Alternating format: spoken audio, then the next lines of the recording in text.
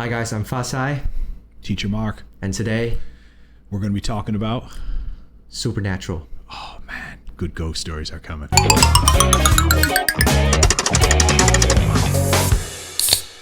Good ghost stories are coming. So let's see if any of us have seen or have faced a supernatural stories. So you want to start first? I'm going to start. Yeah, I'm going to come with a story. I have a few like supernatural stories, but this is the one I'm going to tell. I've told this to a few people over the years, but it's just one of these stories I never ever will forget. Here we go. So okay, I'm going to begin.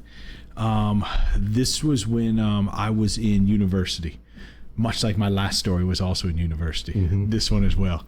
And there was a roommate that I had. I had a couple of roommates. They were all really nice people, good memories. And one of the guys, like one night, he told me and my other roommates a story. So this is like, it's not firsthand account. It's not from me, but it's secondhand. It's from my roommate. But this guy was like really honest, like a very like a sincere person, and there was like no reason to like try to like embellish or make up any story. Is it true or not? I don't know, but I can say I believe him. Okay. So this is what it was. I'm from Michigan, and this guy is also from Michigan. And Michigan's a pretty big state. We have a lot of land. And this guy was like, most of the people in Michigan are from like the lower part of the state, because in the northern part, it's like really beautiful. It's really nice. Outdoors, lakes, all this great stuff. But there's not a lot of people that live in the northern part. But that's where he was from. Kind of like a small town, quiet community, really nice, really safe, but not too many people up there. Mm-hmm. So he said, small town is where he was from. And his family was really close with the family next door. It was like two families that were like really close to each other. So neighbors. Yep. And each family had quite a few kids. He had some brothers and sisters. I think in his family there were like 3 siblings, and in the neighbor family there was also like 3 or 4 siblings. So there was probably like 6 or 7 kids all together from both families. They all went to school together. They were really close. They all played together. The parents were all friends. They would like have parties, have like outdoor barbecues, do stuff together. Really tight families. All right, so they grew up together. They went to like elementary school, junior high school, and into high school together. And once they got into high school, one of the girls from the neighbor family that they were close with, she was the same age as he was. They were both in the same grade. They were seniors in high when this happened, so that would have been 12th grade. They were both in 12th grade.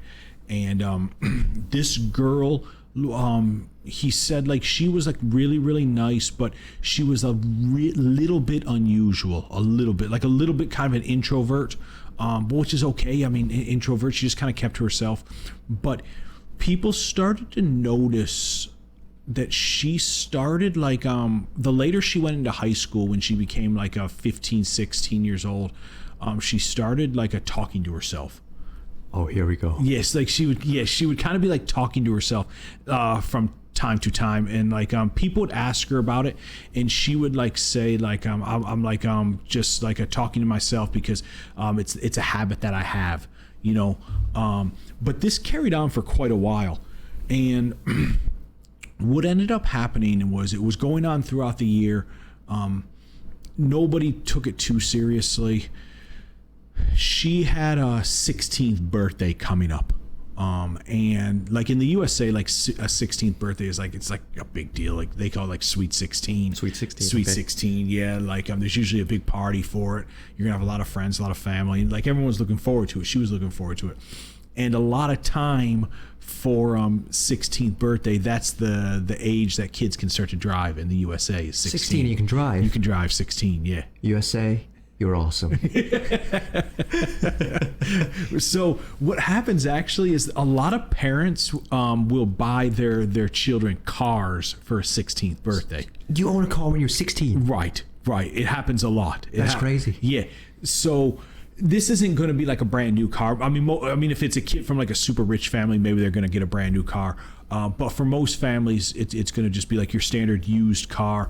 Especially back in the day when this guy was growing up, when he was telling the story when it was going down, this would have been like 90s, maybe Yeah, this has been like late 90s, maybe like Y2K here around there. Cars weren't too expensive. Now they're a lot more. They cost a lot more. But anyway, she as other millions of kids do in the USA, she's getting a car when she's turning 16. So she's like learning to drive. She's practicing to drive. And the 16th birthday party is coming up. And her mom like asked her if she wanted a car, what kind of car she wanted to have, what color she wanted a car. And the daughter said to the mom, she said, Mom, maybe it's not a good idea that you get me a car because I have a really bad feeling about it. And mom's like, what do you mean you got a bad feeling about it? And she's like, well, I've just like, I've had a bad feeling. Things been going on that if I get a car, something bad might happen. I've been told that something bad might happen. And the mom's like, well, what do you mean you've been told something bad might happen? And she said, well, I'll be honest with you, like, when you see me talking to myself from time to time, actually I'm not always talking to myself. Sometimes I see people around me that I'm actually talking to, and they tell me things and we have some conversations. And the mom is just what the hell are you talking about? This is insane. And she's like, that's why I never told anybody about it, because obviously no one's gonna believe me, so I kept it to myself. But I see people, I see things from time to time, and they tell me information. And one of the things I heard was that if I get a car, I'm gonna be in an accident and I'm gonna die. Oh no. Yeah. So the mom and her dad as well, they're really, really concerned, but sadly, there was some gaslighting going on, which gaslighting wasn't even a thing back then, but we know now it is, saying it's all in your head, there's nothing actually going on, don't talk this way, blah, blah, blah, all this stuff. And they ended up getting her a car for her 16th birthday. Okay, so anyway, she got a car. She got a car, okay. Yeah. And the 16th birthday came, they had the Sweet 16, and it was a great time. My roommate told me they had a great time at it, a lot of good memories. And just as these two families had many parties together in the past, they would always take a lot of pictures at these parties, including one picture they would take at every party that they had, the two families, with the whole family together. Okay. They would always, it's like a tradition to get that big group picture, everyone together. It'd be the parents, the children, maybe some other people, I don't know, but quite a few people would be in the picture. And he said the party was a great time, and she started driving. A few weeks went by. There weren't any real problems, nothing too serious. The day did come though, where she was driving home from school, and sure enough, there was a bad accident, a really bad accident, and she did die. Oh no! In the accident, she did. And she had probably had the car for, I don't know, maybe 1 month at that time, but she did die in the accident. And obviously, this is absolutely devastating for the family. They lost their daughter, the parents and the siblings. Everyone was devastated. Everyone in the community was devastated because, again, this is a small town. Not many people lived in the community, and if one person dies, it's a big deal, especially if it's somebody young, promising young lady with top a lot of town. Yeah. It was a big deal. The town was in mourning for quite a while, and he told me after that, things were never the same. The two families were still close, but there was no parties, there was no hanging out, nothing like that. Things changed pretty quickly after this girl died. And he continued, going to school, tried to get on with his life. Everyone tried to get on with their life, even though this terrible thing happened. But the mom, her mom, he said, was never the same. Never the same. No, she always stayed in the house. She didn't go outside. She didn't talk to people. It just sucked the life out of her, took everything from her. Not the same. They him and his family, his mom or dad would try to go over to their house old times from time to time, but she didn't want to talk. She wasn't social. He said the girl's dad would occasionally talk, but it was hard for him as well. And the siblings, everyone went to school together.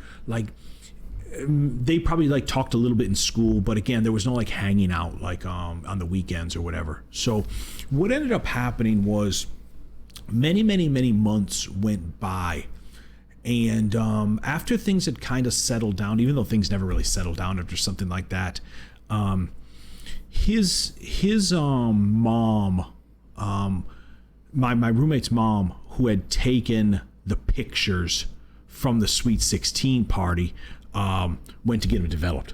Went to get the pictures developed because went to get them developed because like things had like people had really forgotten about it because it's been going on. So this was the era of the old disposable camera. This is before your time, but there used to be like these disposable cameras. You take 30 pictures on them, drop them off, get them back a couple days later. That was it. And you'd have you'd have a roll of 30 nice pictures.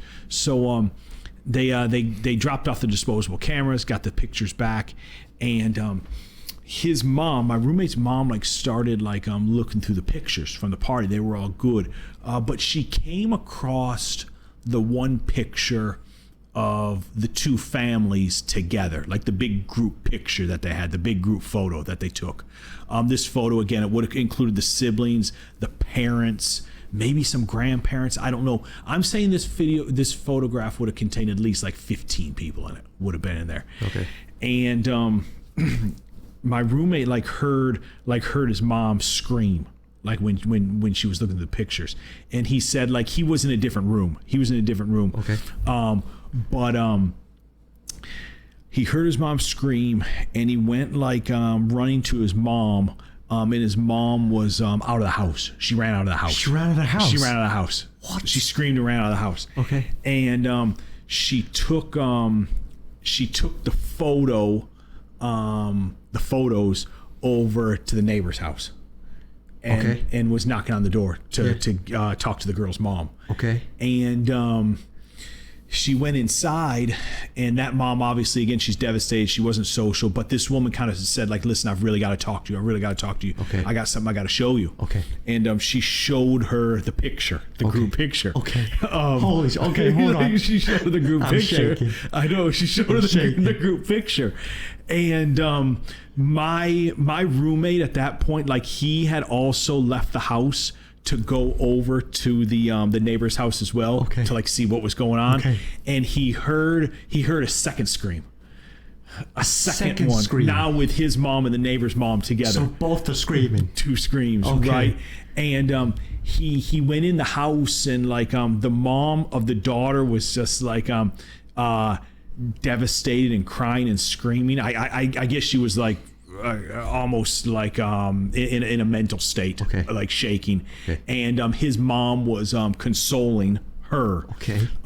And the photo was on the table. Okay, here we go. Come on. So he had to look at the photo. He had to. And I asked him like what was in the photo, what would you see in the photo? And he said it was something that like I'll never forget. He said in the family photo, everyone was standing there. It was a nice, beautiful, sunny day, and the 16-year-old girl was standing at the end. She was like on the end, so she had like one family next to her, and the other side, the other space was available, only it wasn't available because there was something standing next to her in the picture, holding her hand. What you mean? It was a demon. It was a demon? A demon was standing next to this little girl holding her hand. And I said, like, what do you mean a demon? Like, what does that mean? He was like a proper traditional demon. I said, like, did it have horns? He said, yup, it had horns. It had horns? It had horns. I said, like, what was the size of it? He said the size of it was about like a shoulder height. I said, like what color skin did he have? He said he had scales. I said scales. I said, what color? It was brown. It was like brown, rough, scaled skin with red eyes, horns. Red eyes. Jesus Christ. Something that you would see is some sort of like old time image from Renaissance painters of years gone by. Kind of like that traditional demon image that we've seen for thousands of years was standing next to this little girl holding her hand in the photo. And I said, like, well, once you saw it, like, what was your response? What was your reaction? And he was like, he couldn't move. Oh, my God. It was hard to breathe. And I asked him what happened with the photo, whatever came of it. And he said the woman, his mom gave it to the neighbor's mom.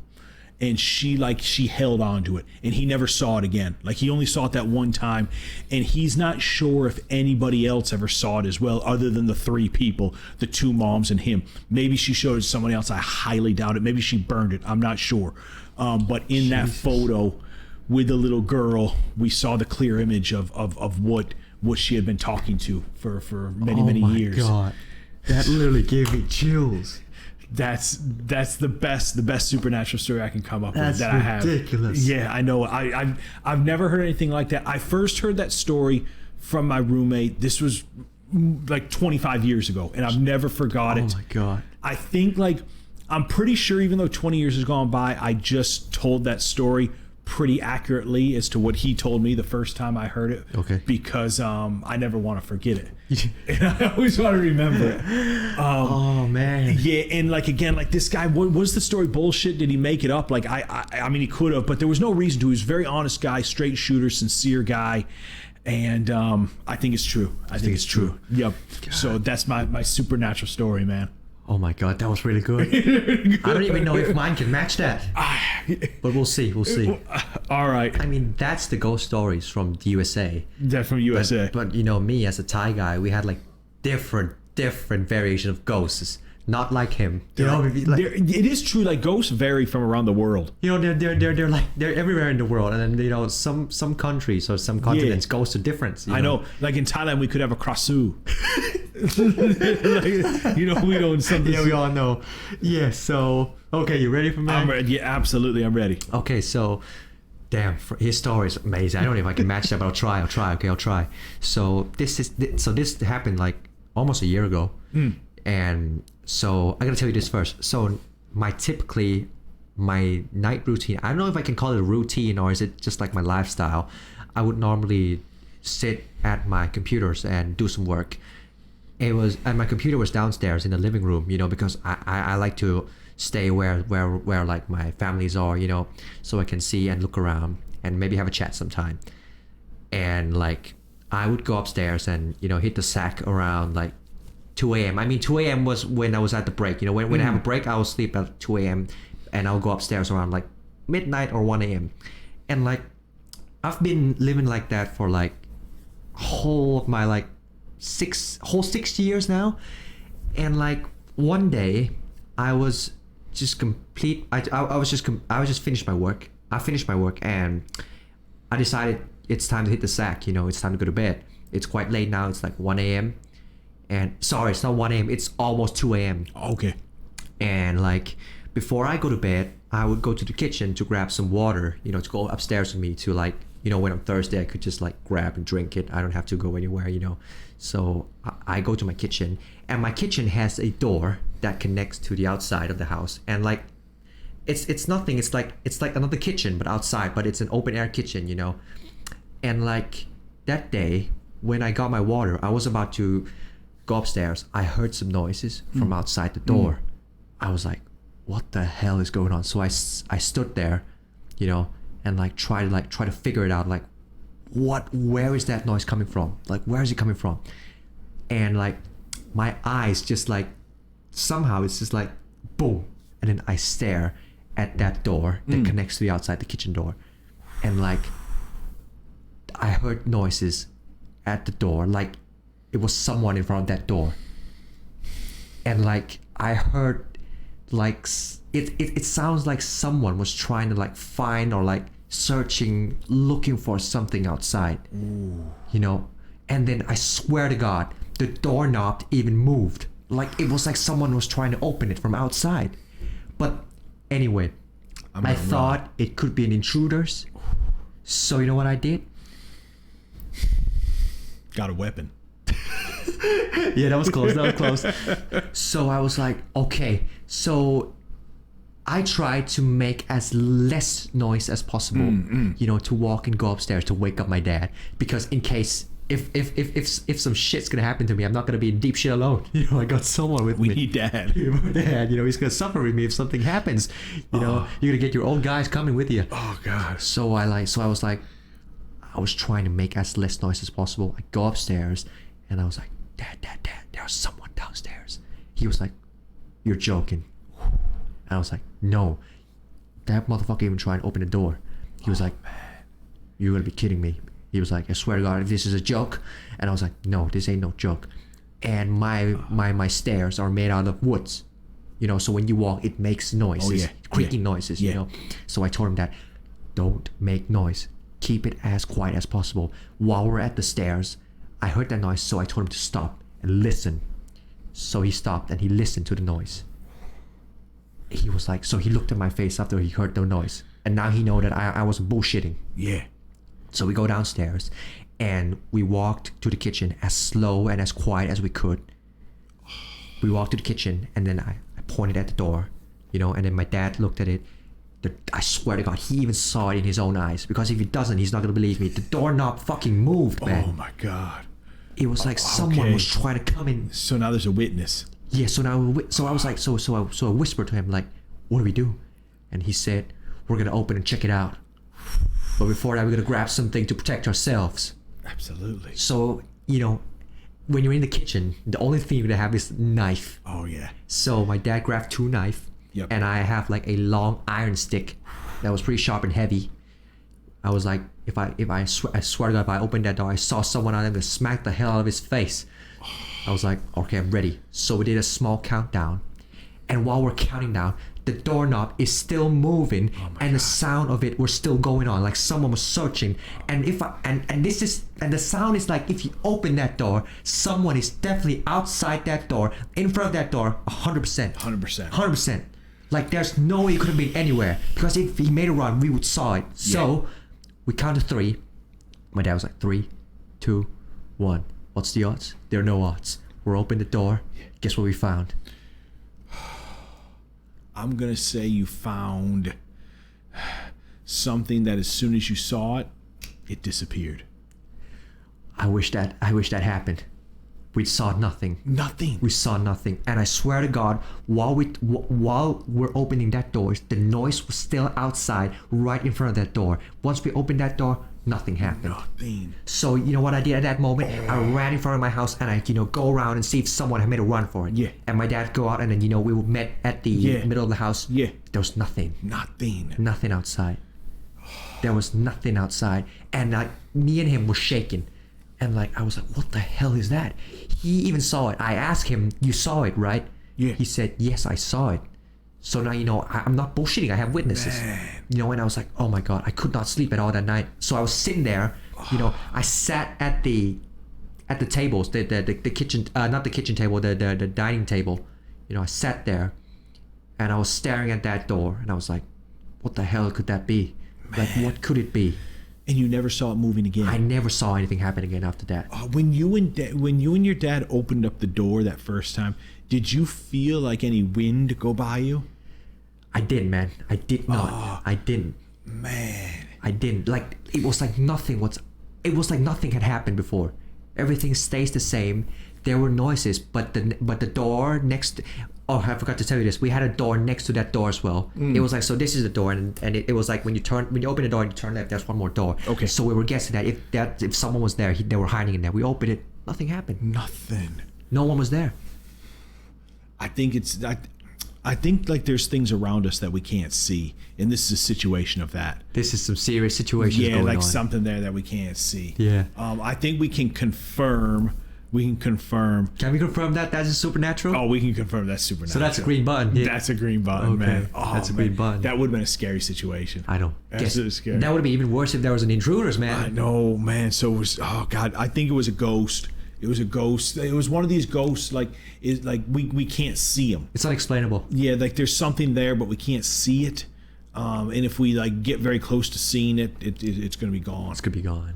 Oh, so brilliant. That's my supernatural. Wow, 2 for 2. I don't know if it can be comparable to yours, man. They're both great stories, man. Yeah, I know, but yours were like, oh my God, it's a visible demon, It's a visible demon. I've had that story for a long time, many years. And that was awesome. Had that one. By the way, I feel so bad for your roommate's family. Rest in peace for your daughters, I know, after university, I kind of fell out of contact with that guy.